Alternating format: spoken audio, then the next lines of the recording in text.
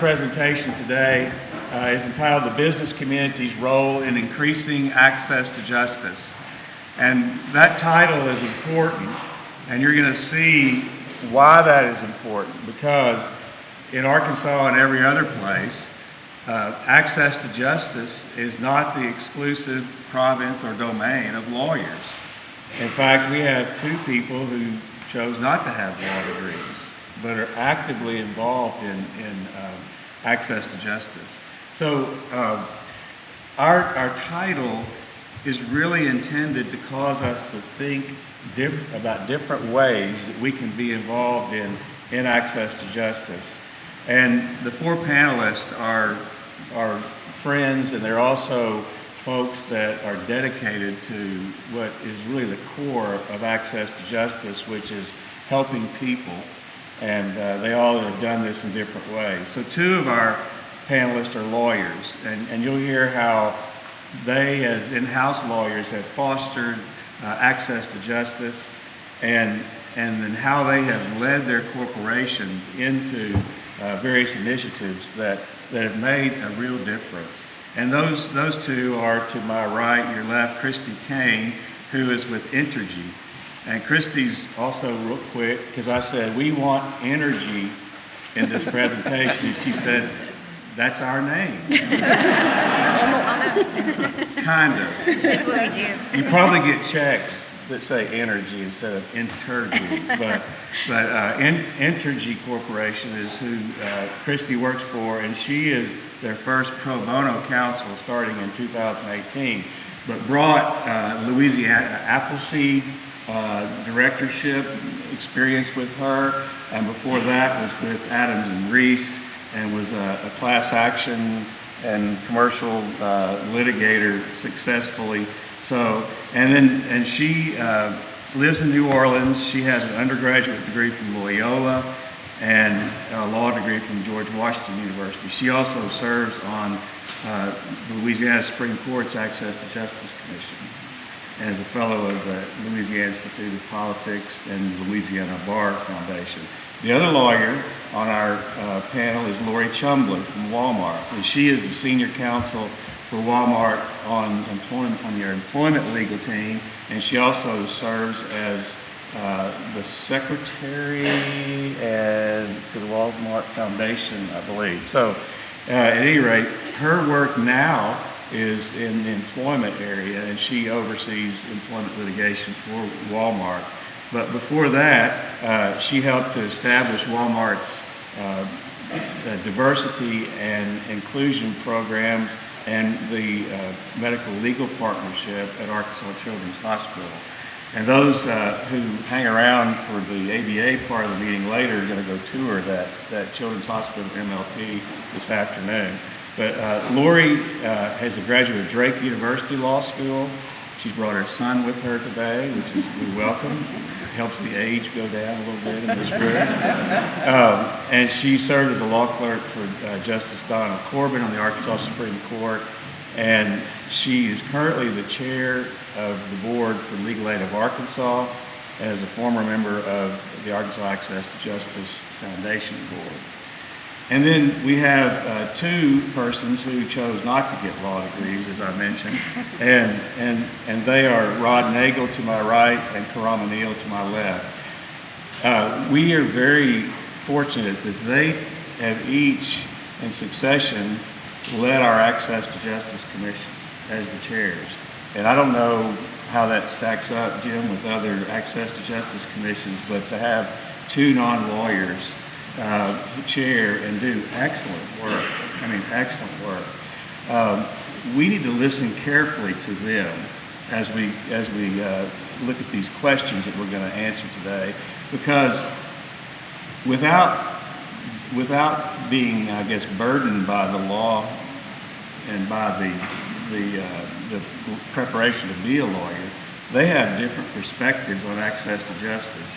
And as I said, this is not the exclusive province of lawyers, this concept. So the way they come at this is often very refreshing, and believe it or not, they can help us to get to some places that we can't get sometimes with our confines of being lawyers. And so Karama is the Chief Executive Officer of Southern Bancorp Community Partners, which is a community development financial institution associated with Southern Bancorp. And their whole mission is rural development and helping those in rural poverty areas. And so they still do that and make a profit. Some of the other banks around the United States are actually investors in what they do. And we appreciate their work. You'll hear from her, but she has started a number of initiatives that are very innovative that didn't start with lawyers, but lawyers chose to join what they did. And so we're pleased to have her. If you want to hear an excellent TED Talk, don't do it right now, but listen to her TED Talk about the Air Property Act that Amy was talking about. And then Rod Nagel is Vice President for Human Resources, Senior Vice President at Tyson Foods. And I've known Rod a long time, but he brings this human relation angle to access to justice, which is very refreshing. And he is all about health and wellness, and he sees a lot of what we do at Access to Justice as a more fundamental issue than meeting a pressing legal need, which I find very refreshing. So we're happy that all of you are here. Let me just say one more thing and we'll move into the questions, but the purpose of us being here, we hope, will be to give you not only a new way of thinking about corporate involvement in access to justice, but to leave with some things that you can share with corporations in your area and immediately adopt. Karama, I think, has kind of a to-do list, which is nice. So we want this to be very practical. And as we start out, let me just share one very simple thing that we can all say we're going to do after today.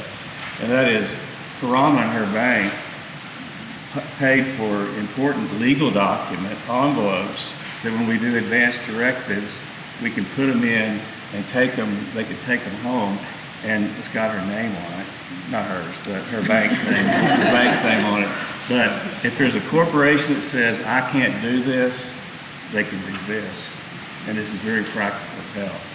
So, our first question for each of you is, why do you and your company care about access to justice and civil legal aid?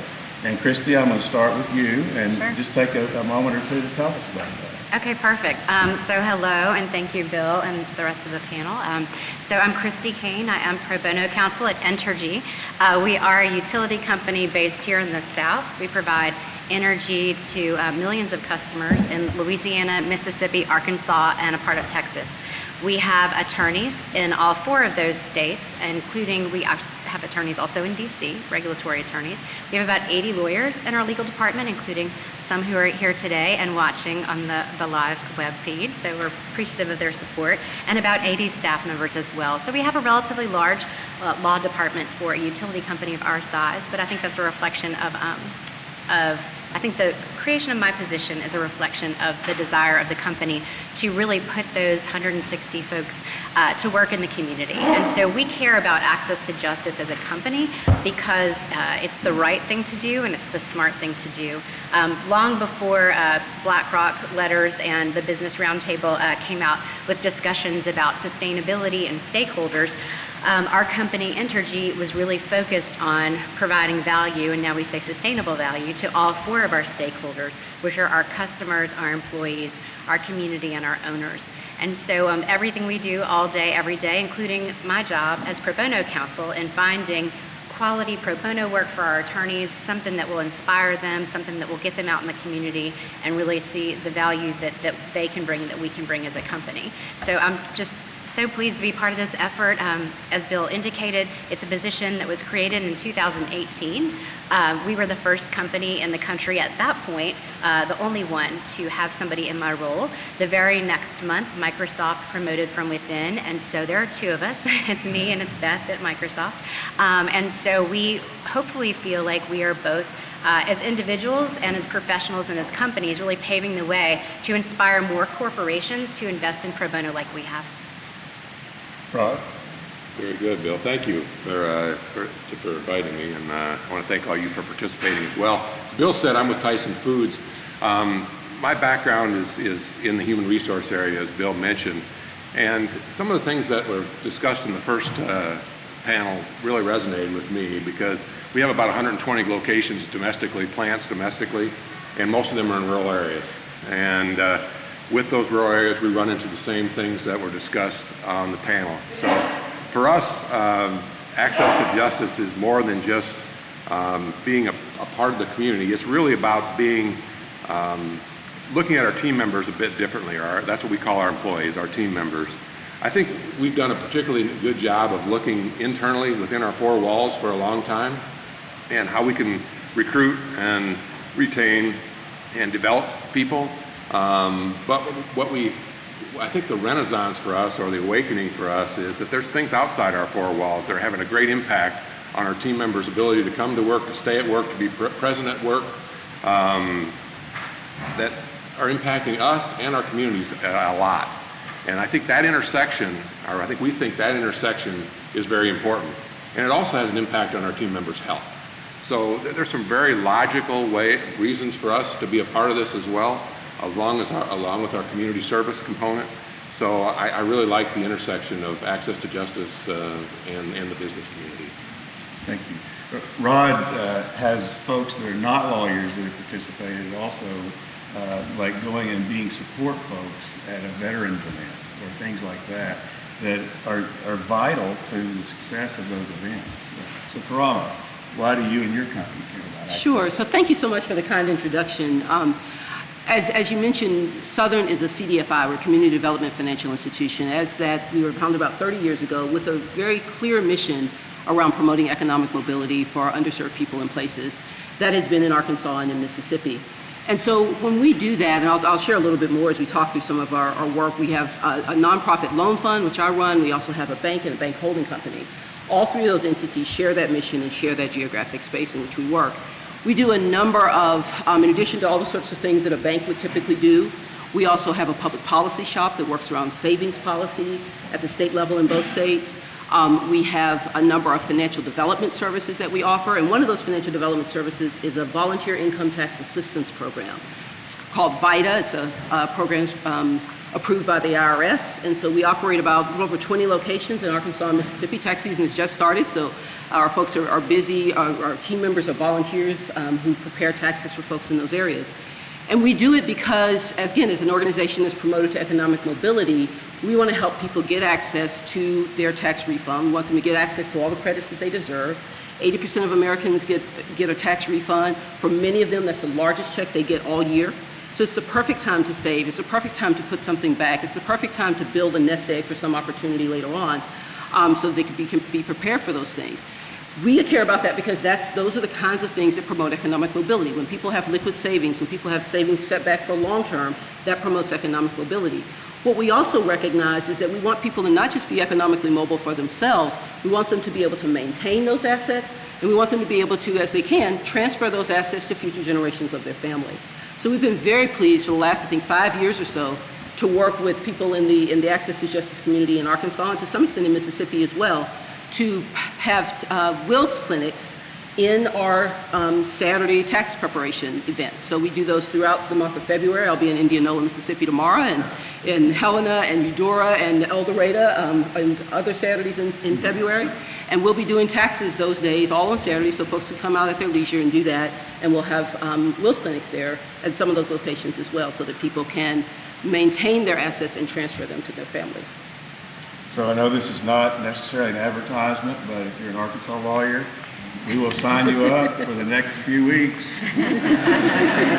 We are in, there's Blytheville is tomorrow, and then on the 8th is Eudora, and Helena on the 15th, and the 22nd is El Dorado. And we would love for you to go join us to work with them. So I don't know that Karama knew this, but I don't know that Christy knew this, that they were already in partnership. Yeah. So the way they get the lawyers with the people who are doing their income tax is they give them a scratch-off ticket. And those scratch-off tickets go from what? From what amount? From five, in fact, I actually approved the withdrawal today. So they go from $5 to $50. As Bill mentioned, Entergy has been a really wonderful long-term sponsor of our work, our vital work, and in both states. And they provide these scratch-offs, really building on the behavioral economics work that shows that when things are gamified, people engage with them more. When people have immediate rewards, they're more likely to engage with that process. And so when you're approaching someone about saving part of their tax refund, that might not be particularly compelling to them at that point. They may have been already thinking about what they were going to do with it. But if you can say, well, you know what, you have an opportunity to win $5, $10, $50 maybe, that can be really compelling. And again, when we combine that with their ability to see an attorney to figure out how they can transfer those assets, maintain their assets in their family, that can be a really powerful tool. So we're grateful to Entergy for that support. Yeah. So thank you for that. And it's so interesting. Sometimes I say, you want to see a lawyer? And he said, do I get another scratch-off ticket?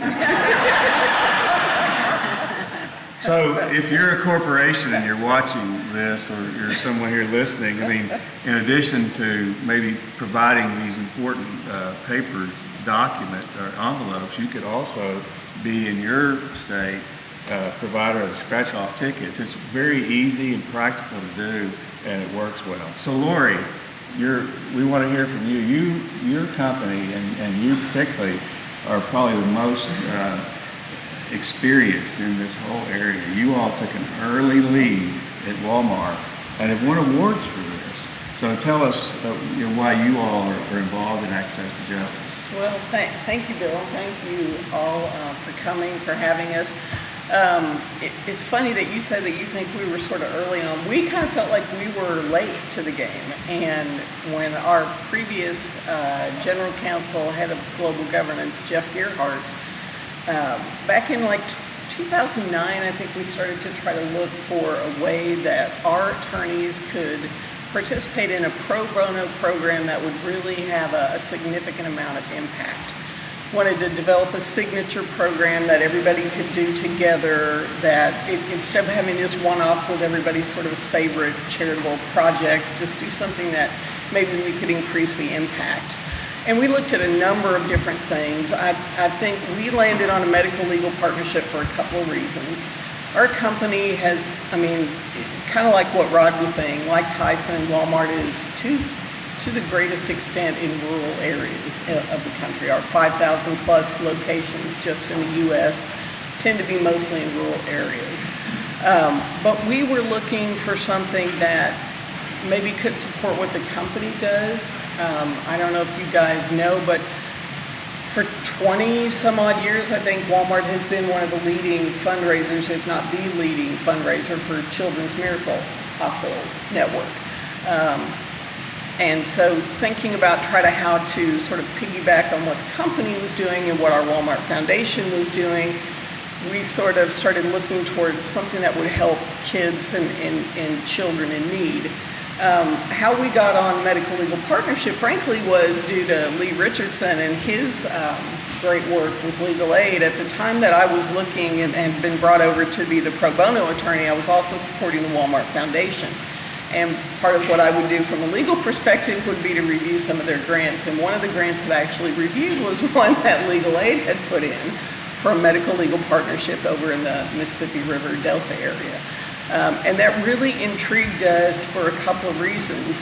First, we just, thought, I don't know if you guys know, but with Walmart, pretty much no good deed goes unpunished. We like to say that anything we get involved with, there's going to be, factions on both sides. So we tried to take something that would not be in any way, shape, or form controversial or political, and, who could possibly get upset about helping sick children, right?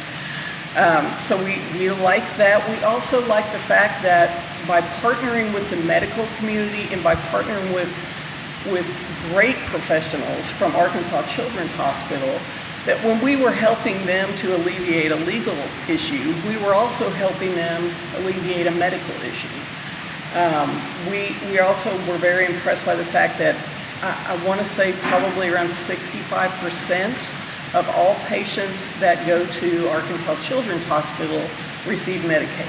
So these are our core legal aid types of families. These are families who are dealing with children with very complicated medical conditions, sometimes cognitive conditions, a lot of times single mothers dealing with numerous children that have serious health conditions. And so we just felt like that was something that we could all get behind.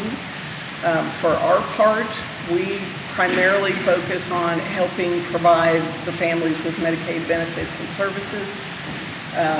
We also do special education cases. We help make sure that these children that have cognitive impairments and even just physical conditions, that we make sure that they get the individualized education plans and assistance that they need at school or to be at home school.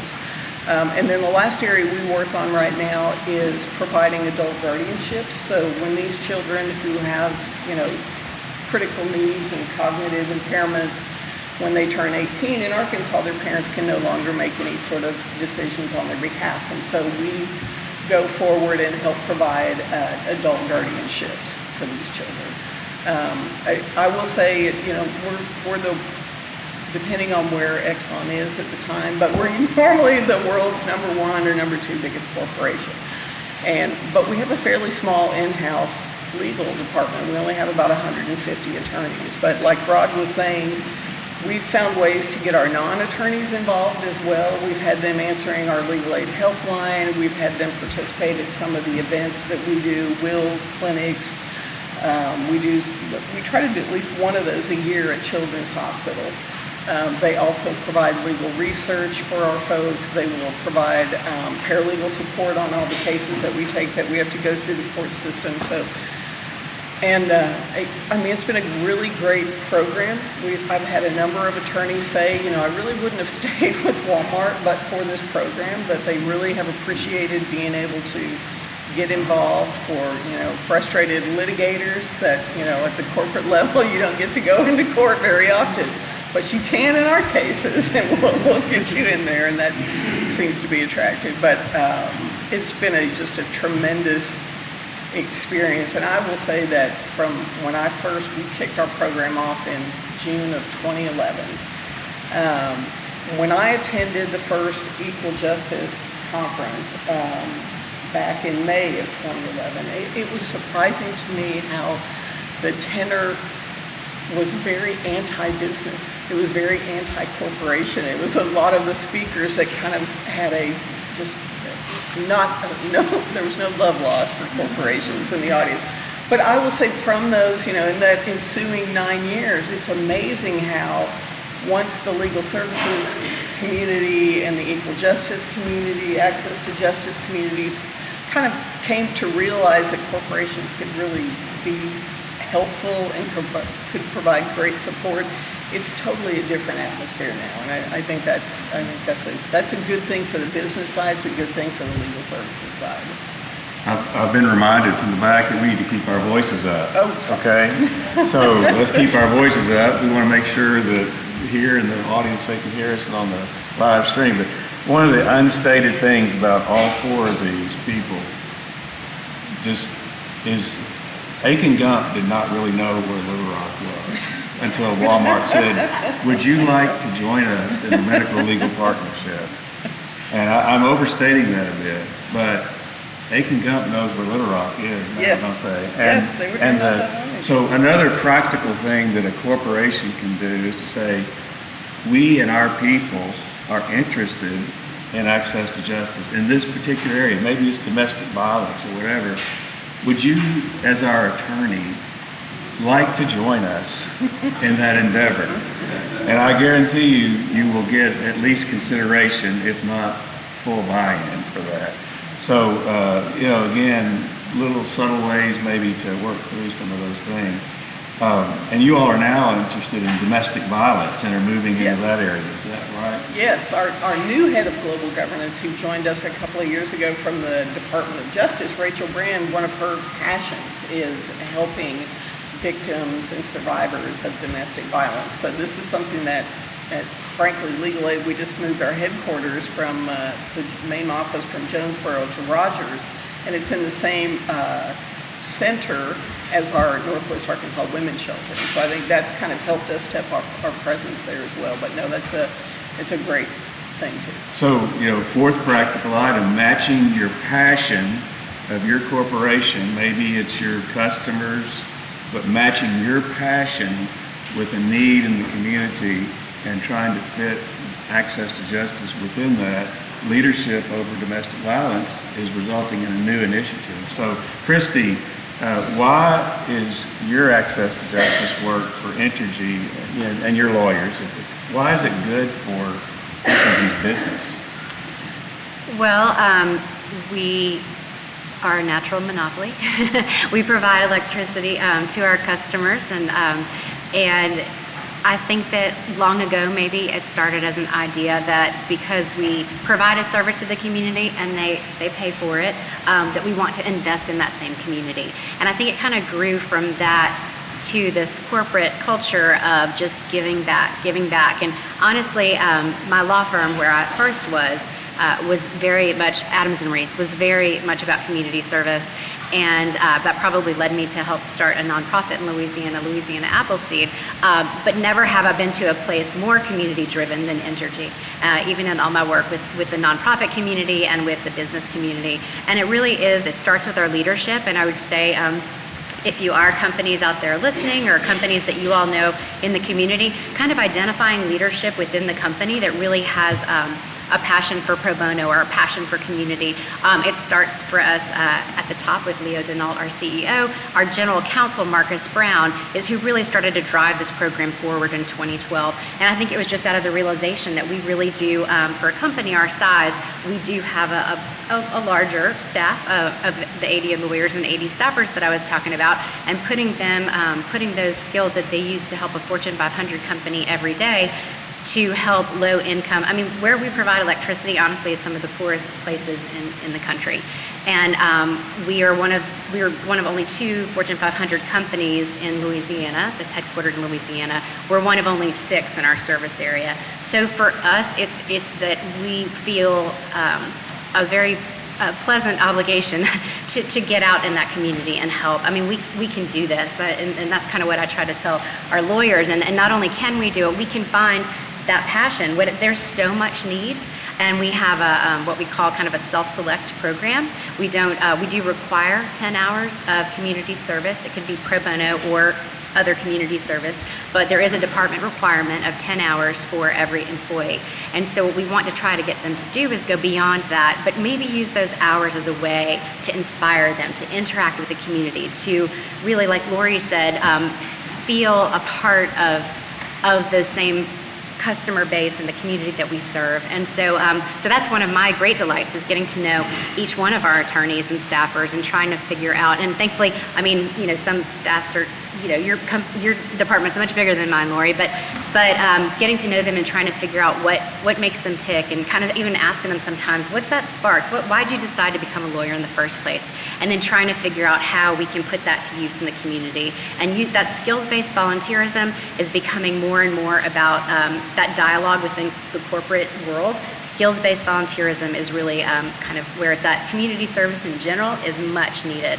And I work closely with our corporate social responsibility team and even our sustainability team to make sure that whatever we do is in line with what those other departments have going on. And that's one of, I think, the most fun parts of my job too, is getting to work with different business units to figure out, okay, well, if we're funding these nonprofits through corporate philanthropy, maybe those same nonprofits need efficient board members. And so why don't we train our employees, not just lawyers, how to be efficient board members and try to match them up with those nonprofits.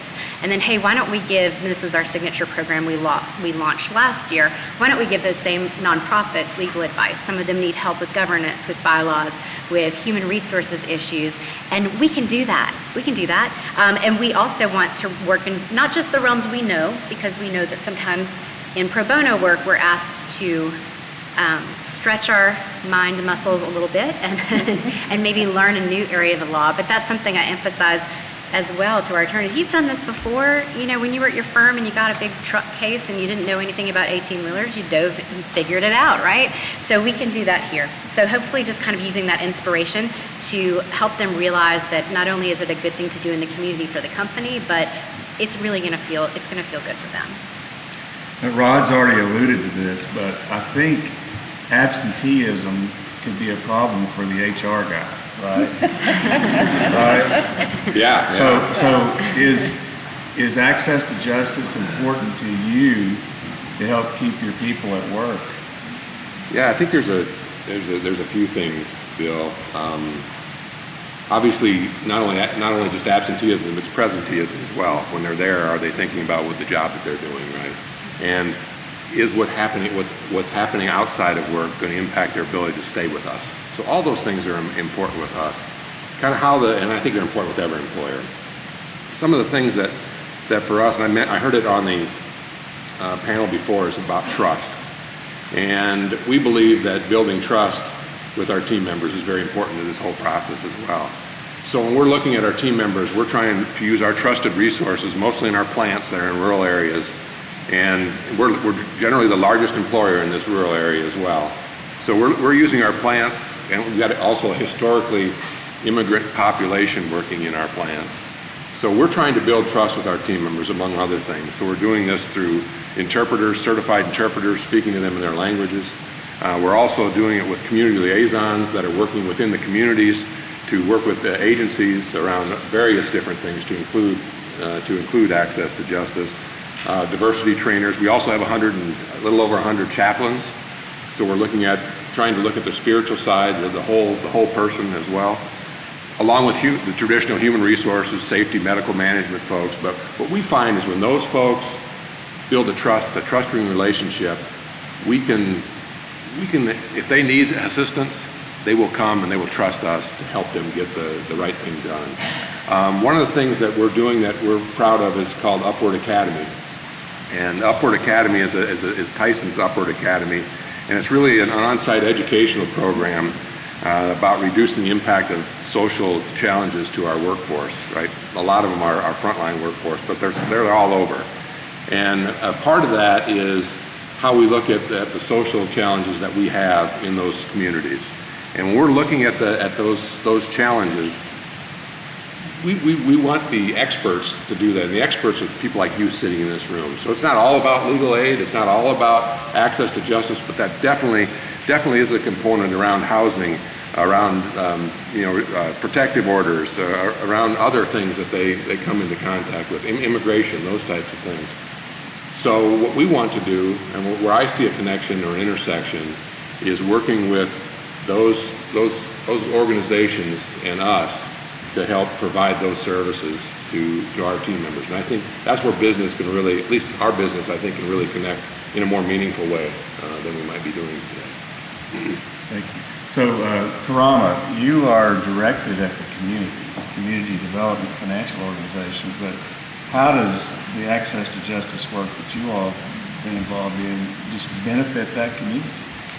Yeah, so I mean, Southern we're actually just last year we're certified as the first B Corp in Arkansas. We're a legal benefit corporation as well, so we balance margin and mission. We have to do that in everything we do. So this kind of work really addresses that. I mean, it's just part of our legal requirement that we put on ourselves, our board put on ourselves.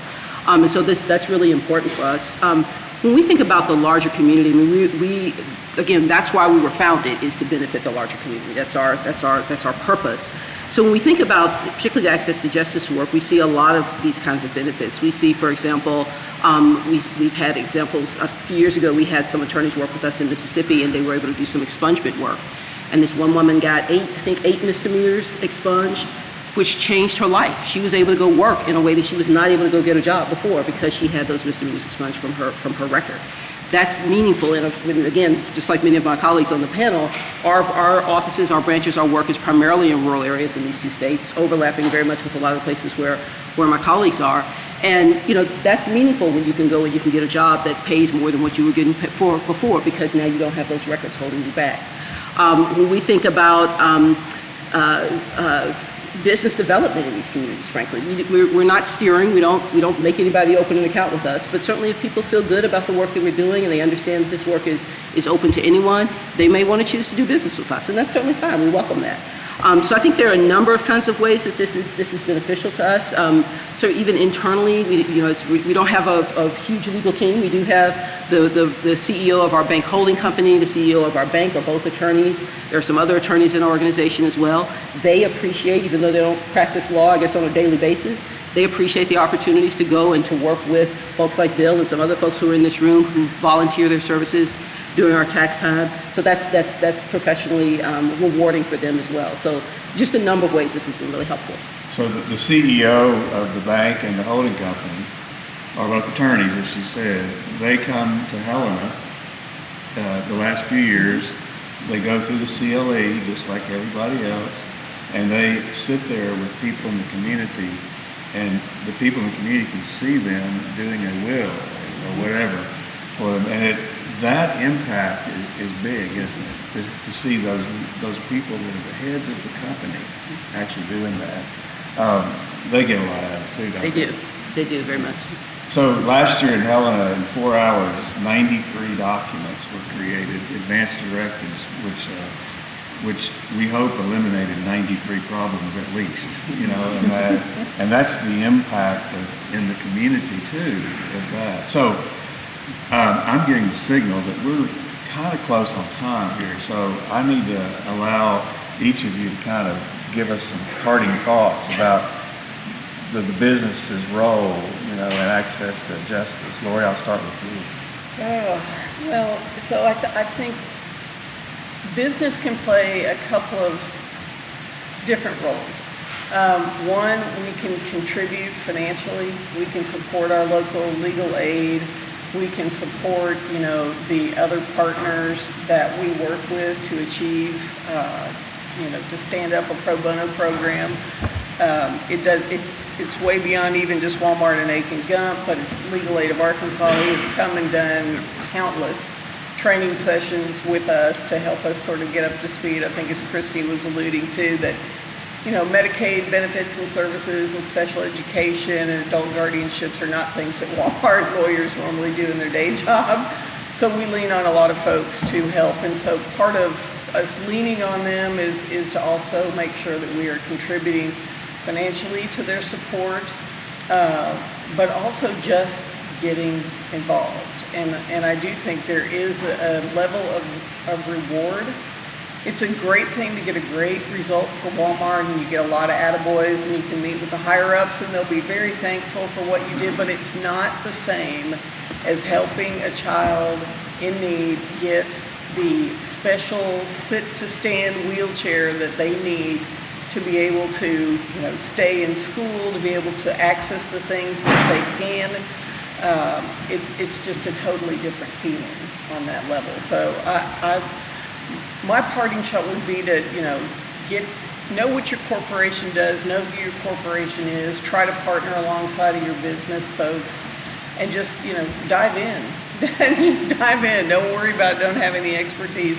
We have so many great legal services agencies across the country that I know would be just raring to help any corporation who wants to get started in something like this. Rod? I agree with Lori. I guess I would say my point of view is the experience that I've had in Arkansas, and I know we have a national audience here. So what I've seen from a business perspective is, since I've gotten involved, is one, there's a lack of understanding of what access to justice is. The name is kind of ambiguous. People don't know how to take it, what it actually is, how it can help them, how it even interact with business. So there's a lot of us goofy business guys out there and ladies that don't have an appreciation for exactly what goes on with access to justice. So I think there's an opportunity for us that are a part of this to do a better job of educating our business community. And I think once that happens, there's a natural intersection between business and between this cause.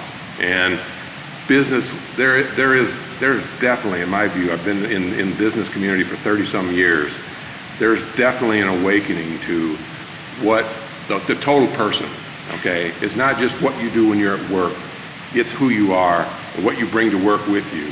And that's where I really see this intersection. So we've got a lot of attorneys, I'm guessing, in this room, and probably not a lot of business people, and you guys get it, and we need to get it.